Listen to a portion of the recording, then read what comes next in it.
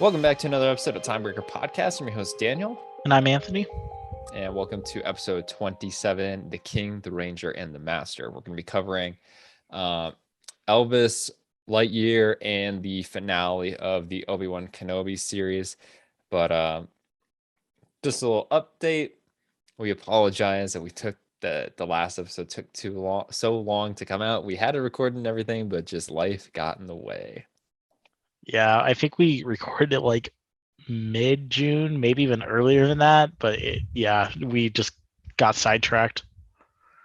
But hopefully this one's coming out more closer to when we're actually recording, so you guys don't have to worry. But we can jump into later. We can jump into box office stuff, whatever you want to go with first.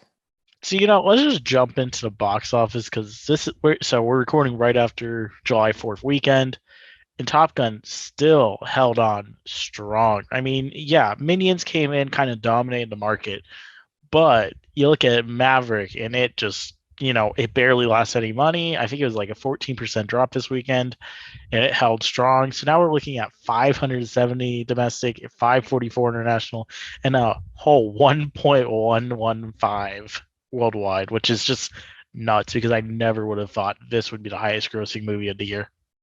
Yeah, no, like nobody saw it coming. This is Tom Cruise's most successful movie, and it was his biggest opening. Like it's absolutely huge for Tom Cruise, and I think it can only help his future projects. And like, yeah, I totally would not have guessed for them like a Marvel movie or anything, or like a Disney movie to, well, I mean, Avatar is going to be a Disney movie, but for like not a Marvel movie or like a Star Wars to not even be like number one or number two this year. Yeah, I don't think it's going to be like, so we were talking about this, but I don't think Marvel well, there's no Star Wars this year, but specifically, like Doctor Strange kind of kicked the bucket over, and so like I think that was the highest chance of hitting a billion. I mean, Black Panther could come out and surprise everyone, but I don't know. I see that as being a very rare chance.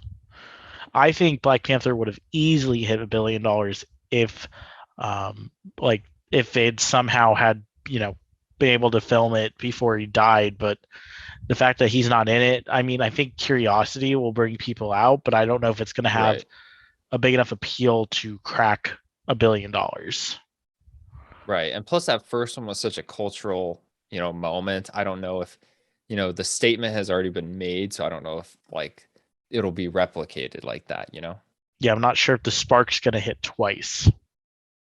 And even if it does hit twice, I don't know. I think a 700 million domestic is out of the question. Like that is such just absurd numbers.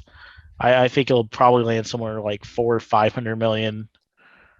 Sounds pretty reasonable, and probably another 500 million overseas like we saw with the first one. So probably looking at close to $1 billion, but we'll see in November. But yeah, I mean, I think Top Gun and Avatar are going to be the top two, and I think Top Gun still's got another 100 million or so left in it, and I think it's going to end at 1.2.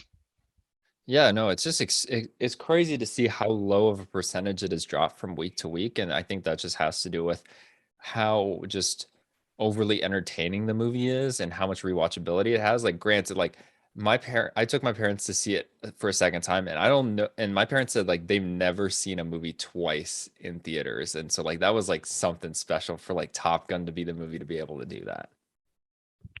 Yeah, and I've now seen it 3 times. They put it back in IMAX last week, and my mom hadn't seen it, so I took her out to go see it in IMAX and continued to just be blown away with the IMAX footage and everything about the film, like the score, the story, like everything about it still is just exhilarating to watch. Yeah, 100%. And um, like I said before, like I think it is very strategic for them to always be putting the Mission Impossible right before the movie starts. And I think, this being a billion-dollar franchise, or yeah, billion-dollar movie, and with how high Mission Impossible Fallout was, I think this can only help the box office for Dead Reckoning Part 1. So the thing about Dead Reckoning that I'm really interested to see, like with its marketing and stuff is like, are they going to market this as the final one? Because I've been, we are hearing rumors of this as, it's part one, part two, because they've set up a finale. And so, I feel like if they really market it as a finale, I think it'll also hit another $1 billion. But outside of that, I don't know. It might take until that second part to hit those numbers. It's really hard to tell because the difference between Mission Impossible 5 and 6 was only 100 million. So if we add the other 100 million here, it only gets it to 990. which is so close. Yeah, so close. Yeah, but I don't know, like, cause like I don't know if this is gonna be like 7 and 8's like the last one, or if they're like, well, 7 and 8's just a two-part, and then we're just gonna do nine. And it's like, okay, well, you Yeah, don't know. I definitely feel they should like finish the series off on a high note rather than drag, and rather like, especially if these two parts do well, like I feel like each time you make a new installment for this, especially with how like acclaimed the last few have been, you risk just releasing something that's not good. Yeah, And so that's why I'd personally be okay if, 8 comes out, part one and two, and then that's that. Like, just right. seems like a good place to end it. And I mean, like, it's the same team. It's Tom Cruise and Christopher McQuarrie. They're two for two so far. So I mean, I have hope that they're gonna be good. Yeah, but But technically this is like it's like the wrap of a trilogy since, it's a part one and part two. So it's like wrapping the trilogy up. And so like I think they can do well, but whenever you hit that fourth, you always risk right, overextending your stay. yeah, but we'll have to wait and see. But But yeah, any more that box office trailer, stuff? I swear, is going to annoy the Oh living yeah, hell out of me because I've seen it now already. Because I've saw it in front of Jurassic. I saw it. The only one I didn't was Lightyear and Minions. Those are the only two movies I haven't seen it in front of, but they're right, PG. But yeah, I feel like I'm gonna get so sick of that trailer. yeah. Box office wise, we'll talk more about box office numbers when we start talking about the movies. Okay, so let's get into first one, Lightyear. Pixar's newest film, their first one back after taking a multi-movie break, going straight to Disney Plus. And overall, I think it's a pretty mid-tier Pixar movie. I think for better or for worse, what Pixar has done with their movie catalog has made me go into a Pixar movie wanting a good time for all ages, but also like a heightened sense of, a thought-provoking, deeper message where it's like kind of more, existential, but also come to expect a very emotional journey. Just think about like Toy Story 3, Toy Story 4, Inside Out. Like these movies deliver on every aspect, make you think about life and everything, but also have the kid aspect that are fun. And they also got a lot of deep emotions. And I feel like with Lightyear, I had a good time, but it didn't elevate any of those questions and didn't have any of those deep emotions for me either, which is why I can only really put it like a middle of the pack Pixar movie. Yeah, I would agree with that. And I think also just you release a Buzz Lightyear movie without Tim Allen. And so that in itself is already like really weird going into it. And, you know, it's supposed to be this epic adventure, and it really isn't all that epic. Instead, it raises so many questions. And on top of that, like, I'm sorry, if I was a kid and this is what I saw, like, my goodness, I wouldn't care if there was a toy of it. I wouldn't want it. Like I just think there's so much going into this, and I think it's really hard to pretty much prove that it needed to happen. And after seeing it, it really didn't. Yeah, and I mean you bring up a good point, and I mean the biggest elephant in the room of this movie is how much of a flop financially it is, and I think you touched on one of the many reasons that is like no Tim Allen. Why does it have to exist? I know a lot of people are confused about like how it fits because it's marketed as Lightyear, which is a toy. It's Buzz Lightyear, but it's before Toy Story, but it's about the man who they made a toy out of, but it's actually a movie that Andy saw about the guy that made him want to get the toy. Like it's very confusing. And if you don't Very really meta. Yeah, it's really meta. And if you don't get into it, you're just thinking, oh, it's a Buzz Lightyear movie. And then you maybe like it's kind of like a Toy Story spinoff, but it really isn't. It's not even thematically like a Toy Story movie because like I said, Toy Story is really deep with like those, existential questions and everything. And it really is very surface level, this movie. I think the other big issue that I have with this movie is the fact that we have inspiration as to what a Buzz Lightyear movie could look like. Go and watch the beginning of Toy Story 2. Like, yes, it Oh, was a that's video game that's and they were epic, like dude. simulating, but like if there was a Buzz Lightyear movie, like that's kind of what I expect. And this, it's like a slap in the face. Like, like all the way around, the plot is so meh. Like, yeah, Uh, like I said, it's very straightforward and surface level. Not only that, but it's like, you take the original designs from the original movies and those like feel like they were thrown out the door. Like that's the thing is that like the Toy Story series has already made like templates for what this stuff should look like, and the fact that that's not kind of throws me off because like again we have that Toy Story 2 sequence. We see Zurg's lair, we see Zurg, we see him flying. There's all these things, and the movie does none of that. Right. Yeah, it's Like, it's just very yeah. weird. And it's like, I mean, I also feel like it also, like I said, because it doesn't have that much depth, it lacks a little bit of identity. Like you could make this like a cheap B level live action sci-fi movie and it'd be the same thing.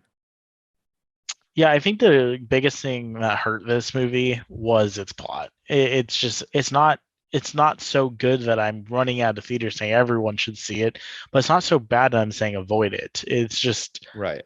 it's kind of shrug your shoulder like, yep, I saw it and I don't know if I would ever watch it again. Socks though, the cat is Oh, the MVP of this film. 100%.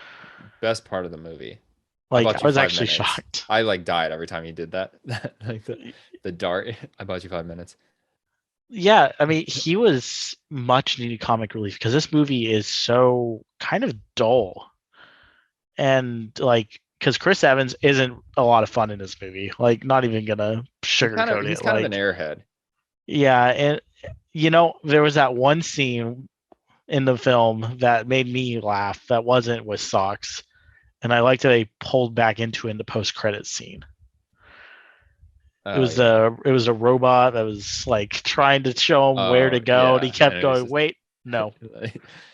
and then also like you said with comedic relief, like Socks is the good comedic relief, but there's also bad comedic relief. And I mean, I love Taika Waititi as a director. I like him as Korg, but he's kind of falling into this role that, sometimes comedic talent do. I mean, it's very easy to say like Ryan Reynolds plays Ryan Reynolds and everything, but he does it really well, and I enjoy that way more than I like Taika Waititi playing Taika Waititi and everything. And his character I just found really just stupid and not funny at all. Yeah, and it's just not exact. Again, I think it just goes into a lot of like out of a Buzz Lightyear movie. It's just it wasn't what I expected. And it's not even what I wanted, and I think those are the two like big factors that like really just play negatively to this movie. Like I didn't ask for it, and if I did, like if I had ever asked for it, this isn't what I had wanted. Right. And So, and any I think Drew, go I ahead. think I think the box office is kind of showing for it too. But I'm not exactly alone. Yeah, 190 million on a 200 probably $1 million movie. That's not not good. good. Yeah. And I've heard lots of reasons why, and there are lots of reasons why it's bombing. One of the big ones that I see that probably has nothing to do with it is, oh, it's an animated movie. They don't make money. Like Minions just That is a crushed it lie. in like a weekend. Earlier we had Sing 2, which did moderately well. Hell, even the bad guys did okay for like what it was. And so you can't tell me that animated movies aren't it, because Pixar's been making a living off of this. Well, Pixar yeah. has several billion movies. Minions has several $1 billion movies. It's not the fact that it's animated. Well, yeah. And like, it's, and I think it does. I think, like, I've heard one of the reasons has to do with their last three movies going to Disney Plus. And, I can kind of see it. But at the same time, I didn't think so. The last three Pixar movies, like Turning Red was probably the best of the three. I despised Soul. Like Soul was just not good at all. And Luca was just weird. And that's was my issue with all three of those is like I wouldn't have paid money to see them anyway, so I was like, that's fine. They're going to Disney Plus. And Lightyear is like complete opposite. I would have still paid money regardless of not knowing what it was, and yet Right. I didn't leave going, let me go watch it again. Because 3 years ago, when Toy Story 4 came out, I saw Toy Story 4, I think, three times in the theater, maybe even four. And this one, I can't imagine seeing it again. Right. And on top of so yeah, there's the confusion with the Disney Plus releases. There's all the internal drama with Disney and Pixar that happened. And on top of it, like we said earlier, it just doesn't it's hard to market what the movie is and like Without how it telling. fits into Toy Story, even though it doesn't fit into Toy Story. And like all that stuff, it's very confusing for an audience to kind of grasp what that is and what that sell is. And then, like we said already, like what it is selling you on, it doesn't sell it to you very well. So that for all those reasons, I'm out, like the Shark Tank people. Yeah, the sad thing is that this movie could have been really good.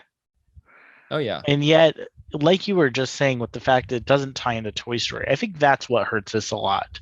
I think it's why people aren't like leaving the theater going, "Oh, okay." Like it is so meta, and yet, if you got a Woody movie and yet it wasn't like Woody's Roundup, There's a gritty Western. yeah, it just wouldn't make any sense. And that's Yeah. how this movie feels. And like, aren't the aliens from the original movie supposed to be in it? So like, there's just so many things that just, I mean, yeah, I mean, we can go on forever talking about things that they missed and stuff, but overall, probably one of my least favorite movies I saw in June. I think I enjoyed watching Jurassic World more than I liked watching Lightyear. Ooh. That's rough. Probably differing opinions there. That's rough. So yeah, so Toy Story overall, I mean, if you really want to go see it, go see it. You're not missing a lot if you don't. So yeah, let's take it on over to our next film, which is Elvis. Baz Luhrmann film. I'd only seen one other Baz Luhrmann movie going into it, which was Gatsby. I saw that years ago, and I remember texting Anthony because Anthony saw it before me. He's like, "It was good, but it was weird," and I was like, "What do you mean?" He's like, "There's like the way it's shot and edited, like." It was weird. And I was like, well, it's a Baz Luhrmann movie. And he's like, I don't think I've seen any movies by him. And I was like, yeah, you've seen Gatsby. And then he was like, oh, okay. I know why it's like that now. Yeah, it kind of speaks in and of itself, but yeah, Elvis. Austin Butler was the MVP of that. 100%. Yeah, like he did a really good job. Tom Hanks was like, I'm sitting there the whole time, like, I, almost in disbelief because it's just such an odd role for him to take to begin with, and like the makeup and the accent, like you wouldn't even know it's Tom Hanks. Yeah. And it's a bit of a caricature too. Like he's really out there. Um, but my biggest issue with Elvis, and the only reason why like I don't think I'll ever watch it again, it really is down to three things. Uh, direction and direction editing is one of them. The pacing is another one. And on Oof. top of pacing being oof, is the runtime being big oof. Big It's oof. just it's very, very long. And like, so you already have a long runtime, and the reason I'm giving pacing and runtime two different things is that I don't necessarily think the runtime would be so bad if the runtime, or sorry, the pacing wasn't so off. But it's like, even if the pacing, like even if you cut the pacing on this, I think for what the movie's telling, for what its story is, I think the runtime's too long, period. Right. Like, Um, like conversely, like with runtime, like Blade Runner 2049 has like around the same runtime. No problems with Blade Runner. right. But yeah, I definitely feel that. And I think I definitely share those critiques. And my biggest thing too was the way it's told. So the way it's set up is that Tom Hanks's character is the main character. And if you don't count him as the main character, which I could see you not, then he's definitely the narrator because Yes. it begins and ends with him. And so, okay, that's okay. But the problem with having a narrator be separate from your main character is if they have conflicting interests. Because now you're watching the story through the narrator's eyes and you're supposed to support the main character, but the main character is going in opposite of what the narrator wants. And then you have this conflict where you're like, you want to like the main character, but you're like not subconsciously not supposed to, or you're not supposed to like the narrator, but he's telling you everything through his eyes. So it's really weird and makes this weird dichotomy. So I was like really lost in the beginning, but I really wanted to love Austin Butler. I mean, I love his performance. He does a great job as Elvis and kills it in this movie. So I think what would have helped this movie, and it would have shaved a lot of the pacing and really tightened it up, was if you just told an Elvis movie and kind of saw the bad nature of his manager through Elvis's eyes, and you could just see it through his actions versus having it be told through Tom Hanks's perspective. Yeah, it would be like if you started Bohemian Rhapsody, but it was someone else telling the entire thing about Freddie Mercury. And that's why this movie just felt weird to begin with, because it was all being told through the eyes of Tom Hanks's character. What Right. was he called? Like The the current, snowman, the colonel, yeah, the snowman, or colonel. whatever. Yeah, I But made that analogy. It's like, because there's two ways you could do it. It's like if you had Star Wars be told from the point of view of Luke Skywalker, which it arguably is, okay? But you could also have Star Wars be told from the perspective of a rebel, a soldier. And then you could prop Luke up to be this amazing war hero and it'd be great. And you could really see it through the rebel side, right? But this movie is about Luke Skywalker told by a stormtrooper. And so you got that conflicting issue, and you're like, well, I feel for my stormtrooper guy, but Luke Skywalker is kind of a G. And so yeah, so there's a little disconnect there. And this movie, despite its pacing, it freaking flies. Like there's some like we have to cover this dude's whole life, and I swear to God, they like skip a major parts of his life in like 10 minutes. I'm like, wait, there's some juice there. Like, why aren't we talking about that stuff? yeah, there was a lot of story choices where they went to prioritize something else. Like you could almost cut the first 20 or 30 minutes of this movie. And like I'm not meaning like directly cut 30 minutes and just start it from there, but I'm meaning like Right. you could trim that first 30 minutes down to like 10 minutes and dedicate the other 20 minutes to something else entirely, because this movie starts like flying towards the exit by the end. Like it is just throwing event after event after event, and it's like you don't really get a moment to like dig into the event. It's Yeah, more of they're telling you what's going on. exactly. And like and, you and just on top of that, there were just sequences I didn't enjoy. Like all the performing sequences were fantastic. Like yeah. those are the sections that I forgot how weirdly it was being edited, but any moment that was not him performing, that like honestly anything that wasn't like major to the story was shot so weird.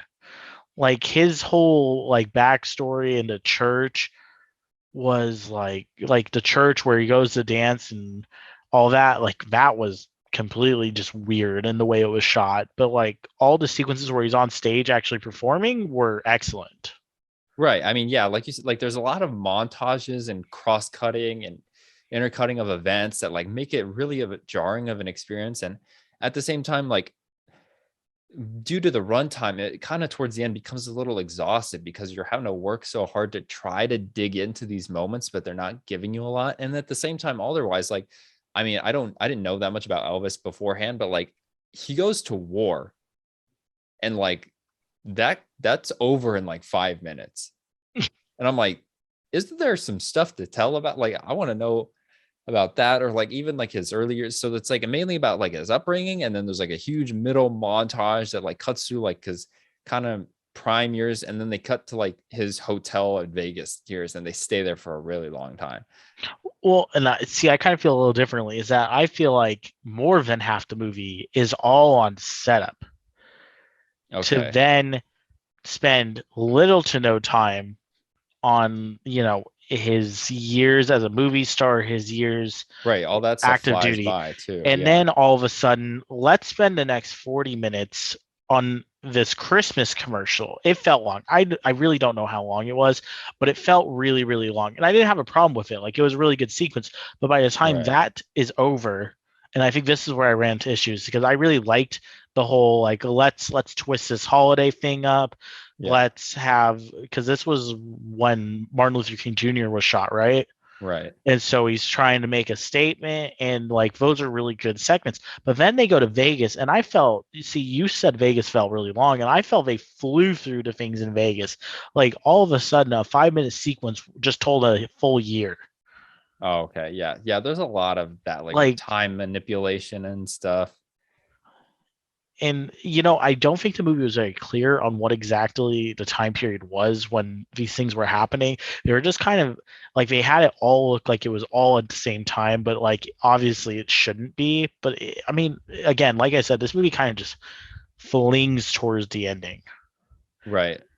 And I mean, even though with how like kind of shallow some of the parts are, still at the end, the way they bring it all together with like the last performance and how they put in actual footage and everything, I still felt it was like a pretty emotionally hard hitting ending note that they left it on. Yeah, I would agree with that. Um, but yeah, I mean, I'm not too keen into like the biopic film. I didn't watch Bohemian Rhapsody or Rocket Man, so and I think those are the most two comparable ones. I've not Um, seen Rocket Man, but I did but see Bohemian. I think it's still like a good movie, and if you respect Elvis or are a fan of his music and want to see a little bit into that, I think it's worth a watch. Yeah, I would agree with that. I think if you're aware of the runtime, you're aware of the pacing issues, like, the movie's fine outside of those two things. Like, I think specifically me and you are going to be more susceptible to the way it was Right. shot, and that's why we found that so weird. But I think for normal audience members, they'll think it's weird and then probably shrug their shoulders and just go with it. Now, do you think it's a Oscar performance for Butler? If this movie's going to win an Oscar, that would be the only thing it would even be nominated for, because it's not going. Yeah. Yeah, I don't think it would be nominated for anything else. It's I don't definitely either. not Best Picture. No, no, no. But I I think don't. if something were, it would be that. But even then, like, I mean, it was a great performance, but I don't know if it's even there. Just the I way, mean, because of the way it's told, he doesn't get yeah, and I to think shine. I think that might play more against him getting an Oscar for than anything else. Is that I think it's hard to even see the effort and performance he put in if you can't overlook the story pacing and the way it was shot and directed. Right. I agree. Um, and it's gonna be really weird because if he gets nominated, it will be like, but Top Gun doesn't even get like a Best Pick nom. That'll be kind of weird. Oh yeah, I really hope Top Gun gets a lot of love.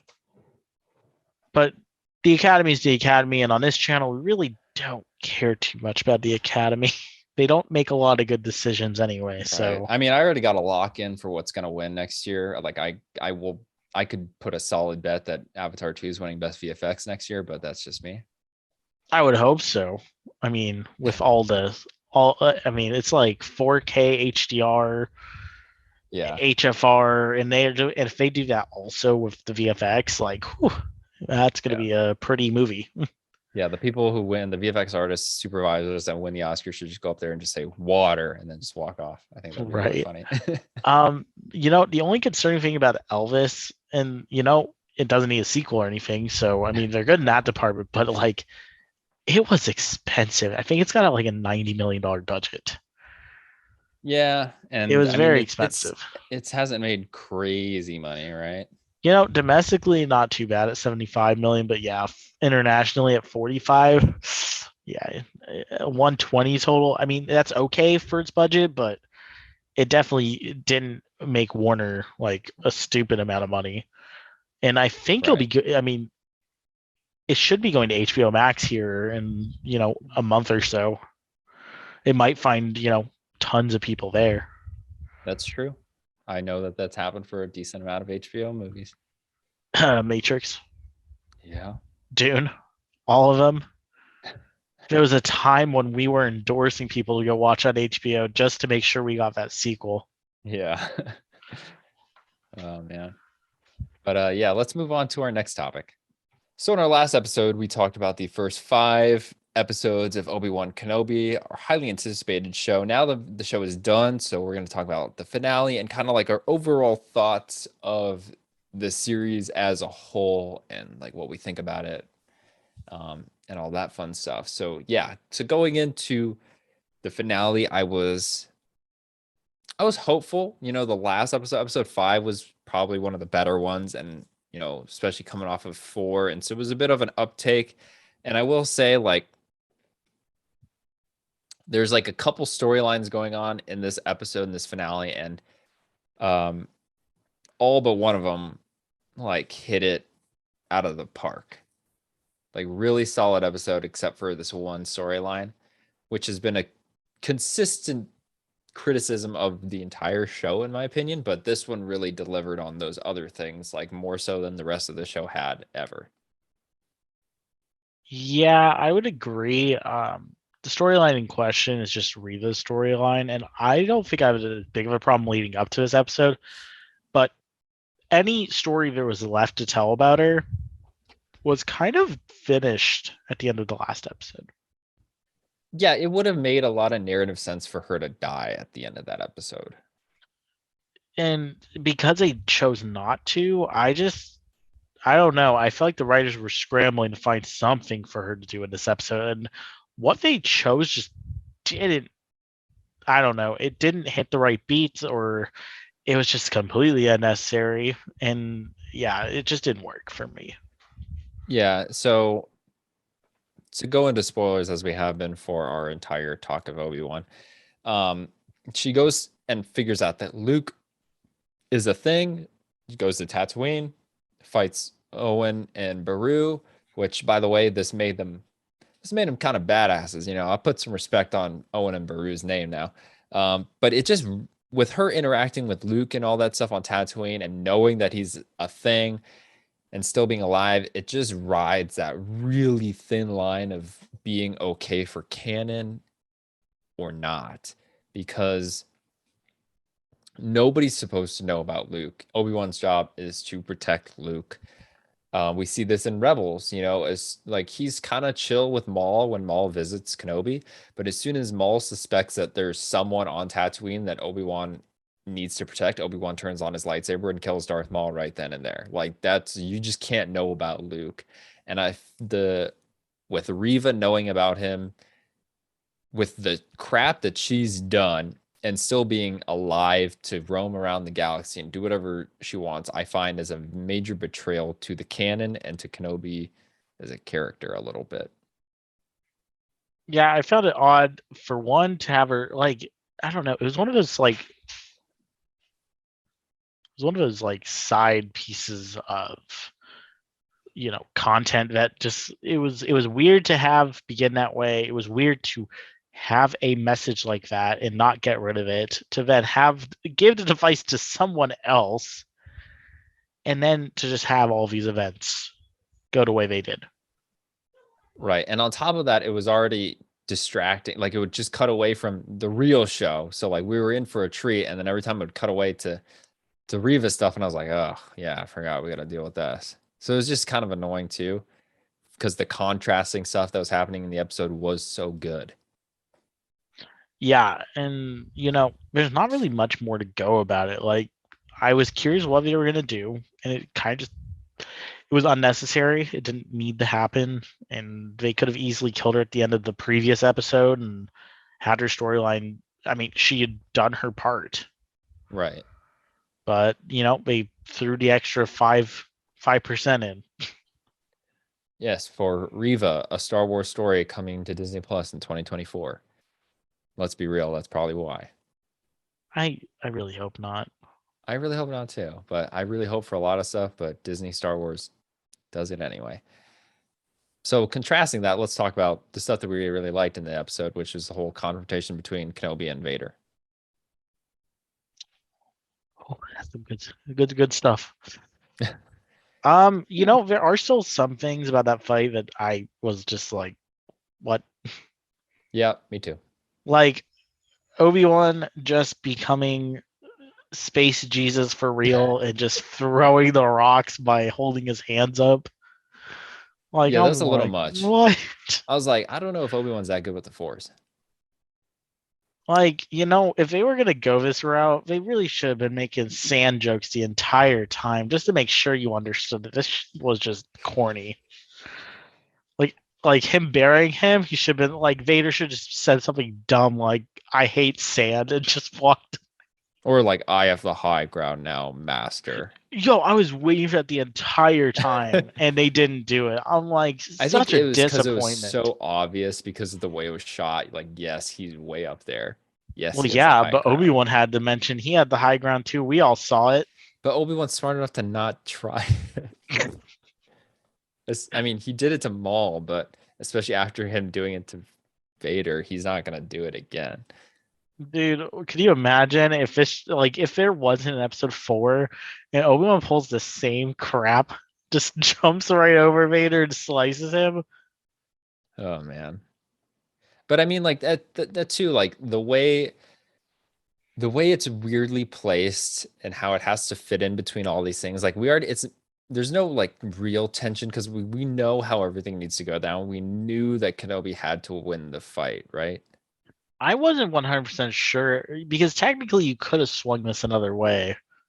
Where like Kenobi lost when like left with his tail between his legs. Like they could have won Okay. a route where like he got completely destroyed and practically faked his death to Well, get the reason out. I say that he had to lose is because of the line, when I left you, I was the learner, now I'm the master. So that's why he's still has to be the learner at the end of this fight. So he still has to Obi-Wan still has to be the better of him, I think. Yeah, and That's where I was going into it. if we made episode 4 today, oh boy, Obi-Wan would go throwing sand at his box, and all of a sudden Oh Vader would just man. be like, Remember how I I mean, would always talk about Halo 5 Guardians and how Locke cheated in that fight? Obi-Wan yeah. absolutely cheats in this fight and just goes straight for his breathing.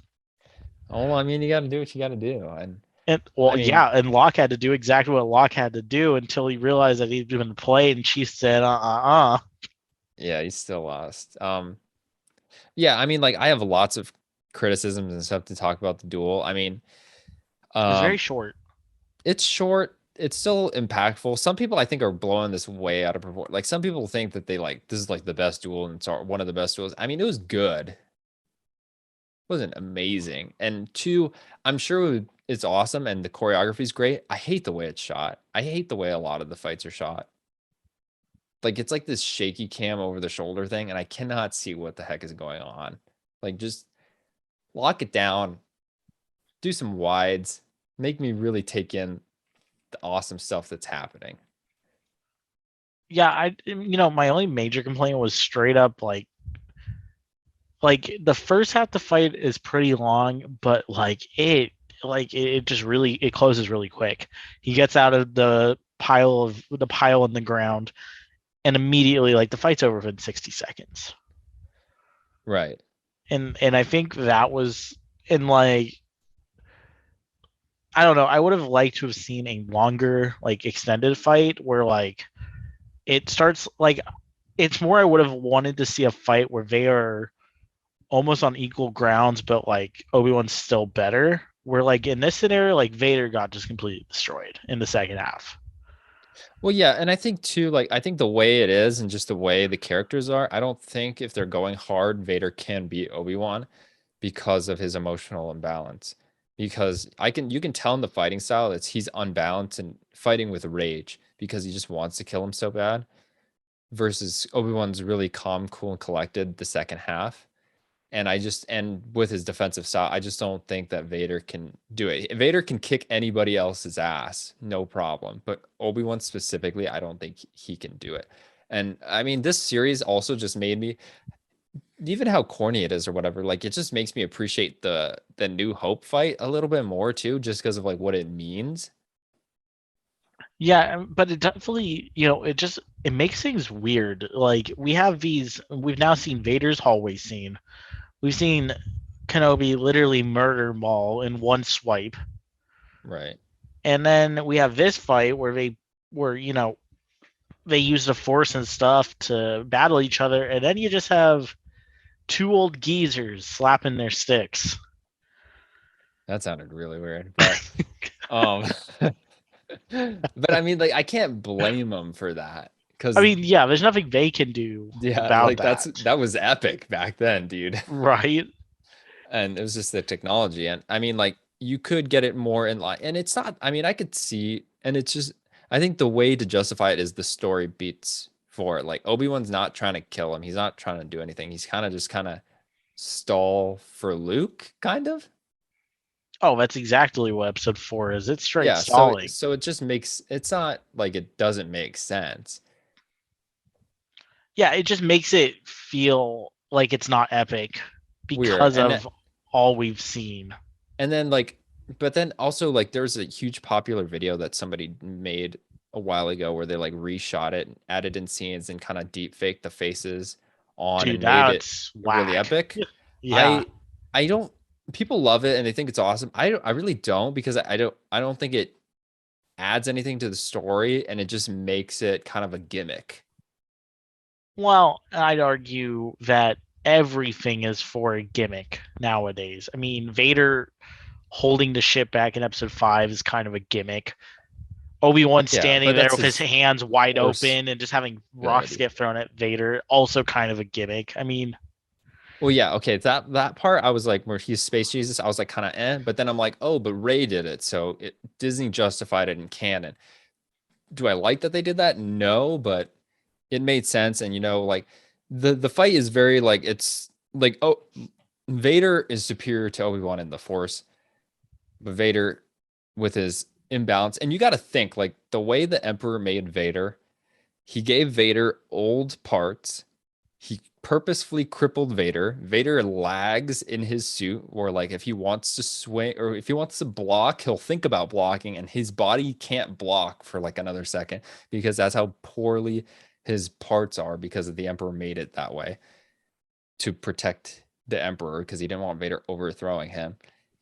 And so he's just a shell of a fighter he still is. And on top of all that, he's still like holding up against Kenobi on top of the emotional balance because, and this can segue into the end of that fight.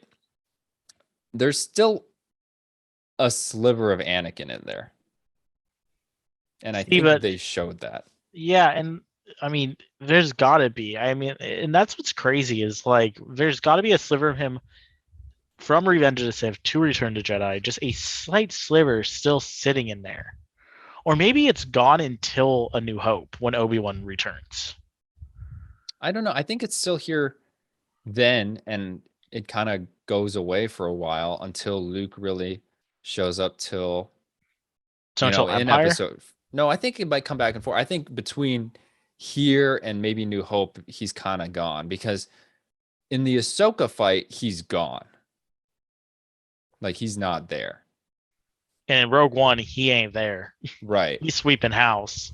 So yeah, with New Hope, because of Luke, I mean, he doesn't know about Luke really yet. And Obi-Wan, he might come out a little bit. Here, he's definitely still there, with and there's like a whole the way they did the whole scene where he cuts it off, it was very beautiful because it starts off his eye isn't red at the beginning. I don't know if you caught that. See, I wasn't able to pay attention to the eyes because it was mostly full face. Right. They were doing the Obi-Wan saber blue on his face. That was another thing As too. the conversation keeps going, the blue fades immediately and then is just turned over red. Yeah. So I mean they play with the Anakin Vader with the blue and the red, but also like it starts off blue for like a couple seconds, and then he goes red or Sith eyes, which I thought was also very cool. And then Yeah, they've done this before. Not the Sith eyes, but with the lighting, they've done this with they did it for Han Kylo. Solo and Yeah. yeah. Mm-hmm. And that was what I thought of immediately when I saw it, was like, hey, look at Right. that. I mean, yeah, it's a good way to like visually do storytelling too. And I mean, the whole scene itself is like, "Hey, rebels, can I copy your homework?" I haven't. So I've seen the scene itself. I don't know anything leading up to it, and Okay. so it kind of like it's hard for me to judge exactly what's going on because it's all I know is that yep, they fought. She slashed his helmet. And the way you've said it is that he uses Anakin to lure her back in. Right. Yeah, he still does. I mean, and because he has the red eyes the whole time, he does that because I mean they play. Well, I also like how they play with the voice too. You know, going from both Hayden Christensen and Matt Lanter to James Earl Jones and how they mix that.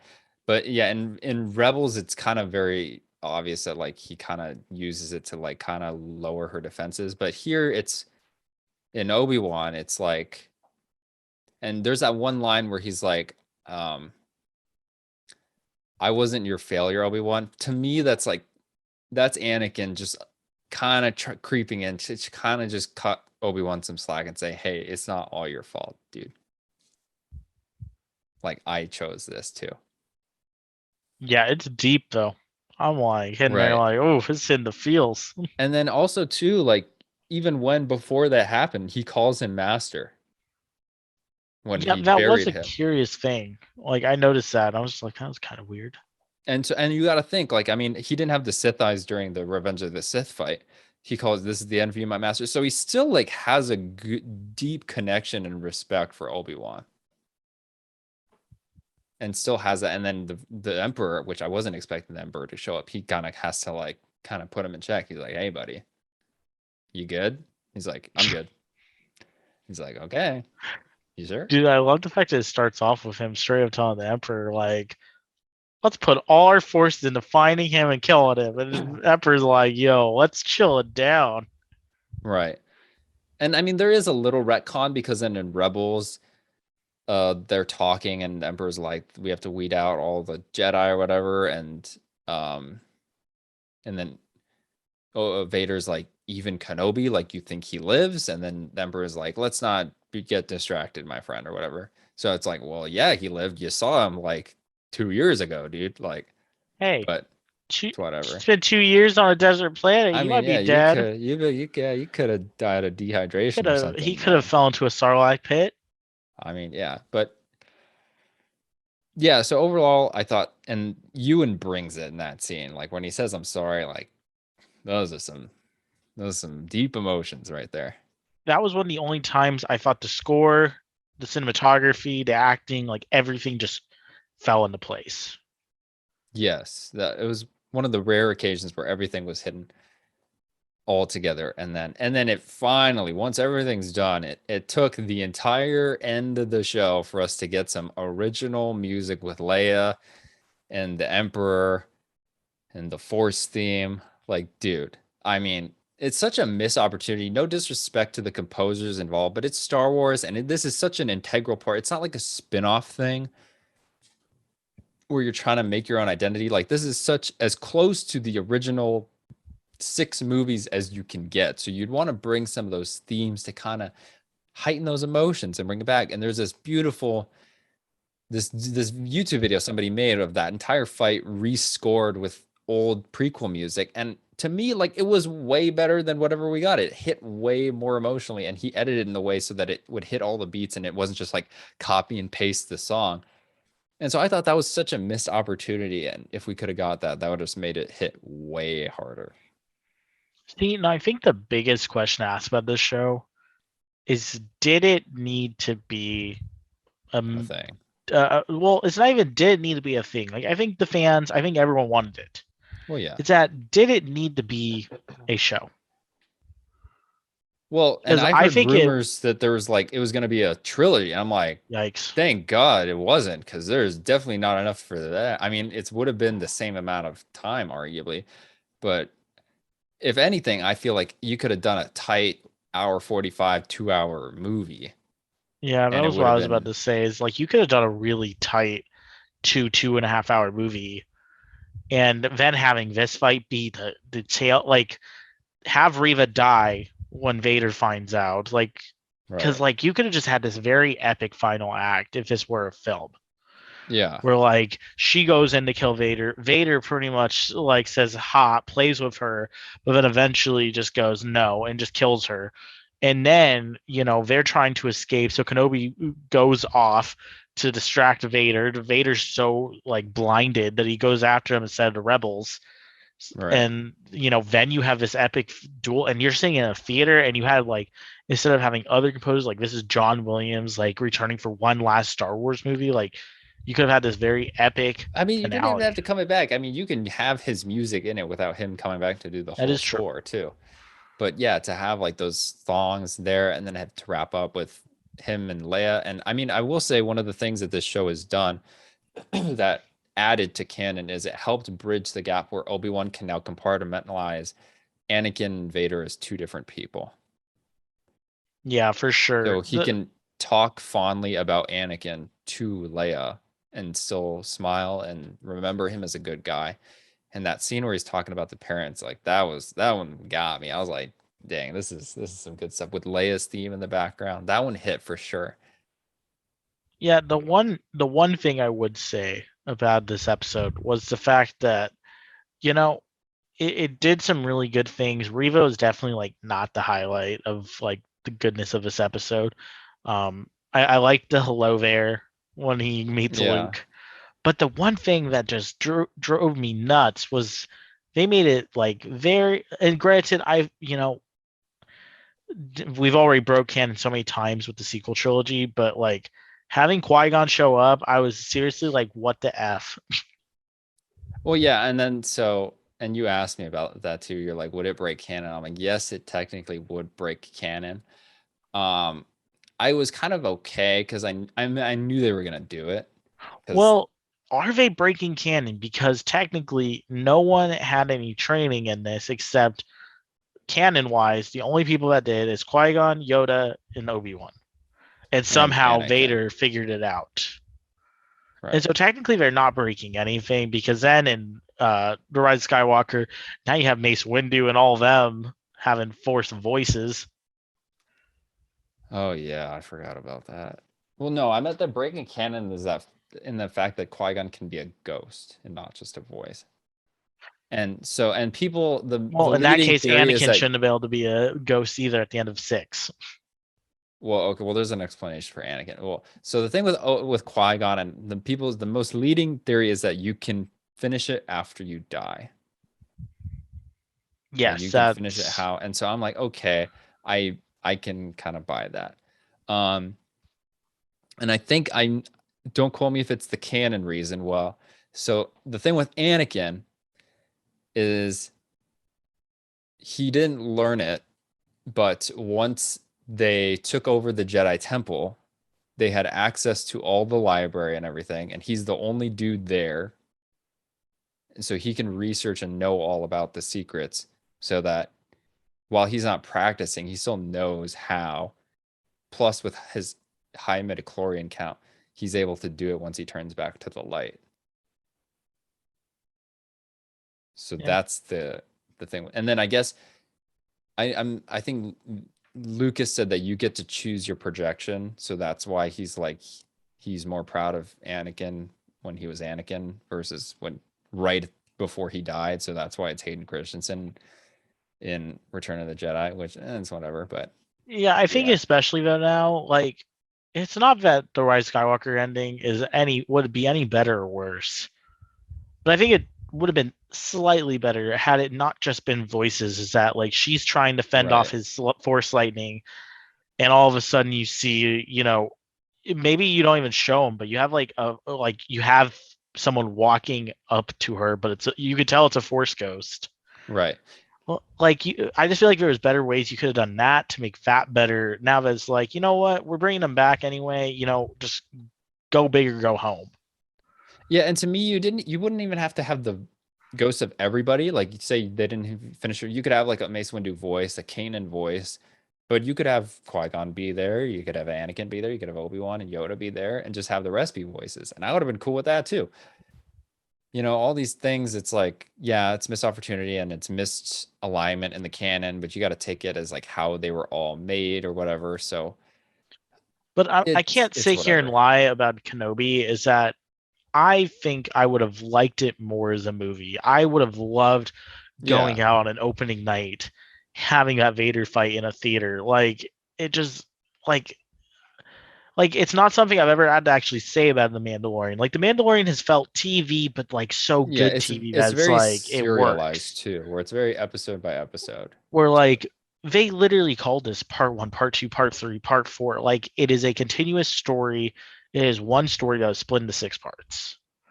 right, and I think there's probably a lot of writer drama and stuff that contributed to that, and now that we are in a serialized show and like you wouldn't make a movie for a sequel or whatever. Well, I and Disney got cold feet after Solo, right. which is Um disappointing. Solo is pretty good. Like I don't know if you've watched it recently, but like no. it's pretty good. Okay. I'm not gonna rewatch it recently or anytime soon. But what I was gonna say is like, well, one, I like that I thought it was hilarious by like when the show ended, it teased the actual show that I wanted. I was like, him and Qui-Gon go off into the desert to train. I was like, hey, that's what where's that show? That's the one Dude, I was imagine wanting. season two is just straight up him and Liam Neeson just chilling for 3 hours. Well, that's the thing. There's that rumor where like Kennedy was like, "Oh, well, we'll see how it goes. We'll leave the door open," and everybody lost their mind, and they're like, "Season two, we're getting it, or it might happen." I'm like, I really don't want it to happen because you got to look at it from a narrative and a storytelling perspective. That's him and Qui-Gon training in the desert for 6 hours is really boring. Like it's cool, but there's no arc there. Come on, It dude. The like arc is and then all I there. I pitched like it would be way better if it was like an animated short anthology where it's like 10-minute episodes of this is Qui-Gon's lesson number one, this is Qui-Gon lesson number two, three, four, or whatever, and you just had that. And Yeah, that would I'm be like just way better than like a yeah, whole season of nothing happening. yeah, especially after watching it. I don't know how you do a season two. And especially they probably keep the same creative team, which not gonna lie, I'm not too crazy about this creative team. So there's that. And I mean, Filoni and I think they're producers, but they're like nowhere hands-on this at all versus like like they're Yeah, I so don't think they're preoccupied hands on with with it. Mandalorian and Ahsoka and Boba Fett. Like that's their baby. But they like barely touched Kenobi, which I can kind of see because it feels lacking. I don't even know if it was their fault. There was only so much story, and I felt it was too long. Like Oh yeah, it's you way could too have long. probably cut an episode like five. Probably would have been good. Still probably maybe a little too long, but like five would have been decent. I Yeah. think episode four, like if you had four and five as one episode, You could squeeze a lot too. I mean, you could probably cut down two even. yeah, two is pretty long. Like for what needs to be accomplished in two, like, bro. Um, but overall, I'd say like I'm glad I got it. It came with some collateral damage. We're not gonna lie. Um, The good thing I would say about the show is the fact that it did not disservice Vader, no, it which was adds something I to was Vader. definitely afraid they It, were going to do. I think it adds to Vader. It adds to Kenobi, and it adds to Leia. It takes away from canon a little bit. Yeah, but really anything they keep adding. Right. And I swear to God, for as expansive as the universe is, and as a low life outer rim planet Tatooine is, it sure is the center of the freaking universe. And as expansive as Star Wars is, we really keep going on within this original timeline. We're about to get another 24 episodes of it in Andor. Yeah, we'll probably never visit Tatooine. Think about that.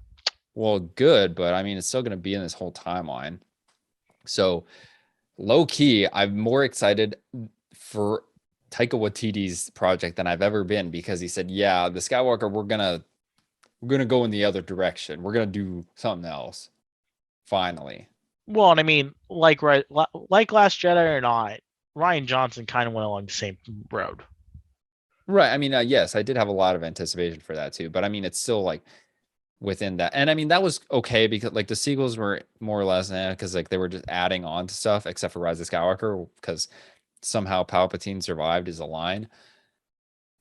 I So swear to you, dude, there's a missing. I swear, Rise of no, Skywalker they're is gonna really episode 10, they're gonna and fill it in with all the Filoni verse. I'm telling you. that's fine because I don't care. I mean, the Clone Wars did episode it for the prequel, so it's whatever. because there is such a giant gap between 9 and 10, or sorry, episode 8 and 9. Like the opening crawl kind of throws you into it, and then the first 4 minutes really just slam it home. They're just like, oh, you thought we had a plot set up? Haha, nope, we're gonna come up with a plot right now. Right. And do I think it's necessary that you need to have all the supplementary content to fill in the gaps? No, you shouldn't have to do that. No, but it's made it better. Well, That's we're what kind that's of what's happened with the prequels. well, yeah, I made it better for the prequels. We're not there yet with the sequels. I don't know how long it's gonna take It's for gonna us to take get a there, long but time. it's gonna take a while. So, like I said before, I'm glad we're going expanding with Taika Waititi's, and I Yeah. hope that more Star Wars takes that approach. Come on, dude. They should all take inspiration from this and create 6 part things for things that should be a movie. Oh yeah, and I mean, like you don't even have to go super in the future. Like, hell, take me a couple thousand years ago to Old Republic stuff. I will accept that too. I And keep saying, dude, I want a Kylo Ren like I 6 part. know I'm more against that than other stuff because that's still staying within the stuff.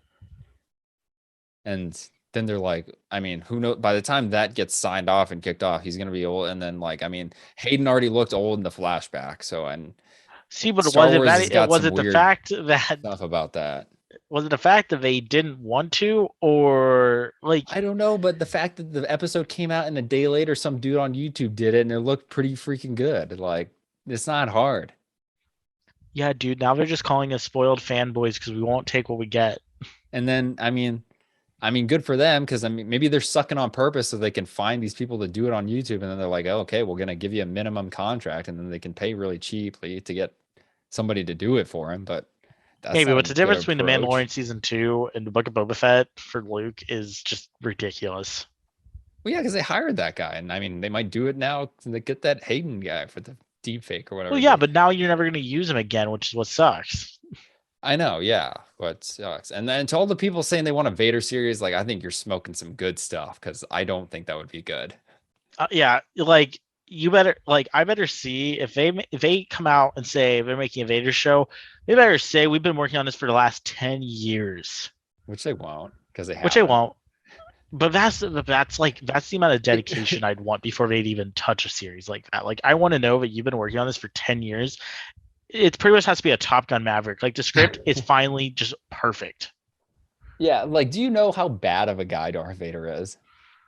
I don't think you do, because like now he's gonna be your main character, and you're gonna be rooting for him to be murdering people. Like that's just not a good sell.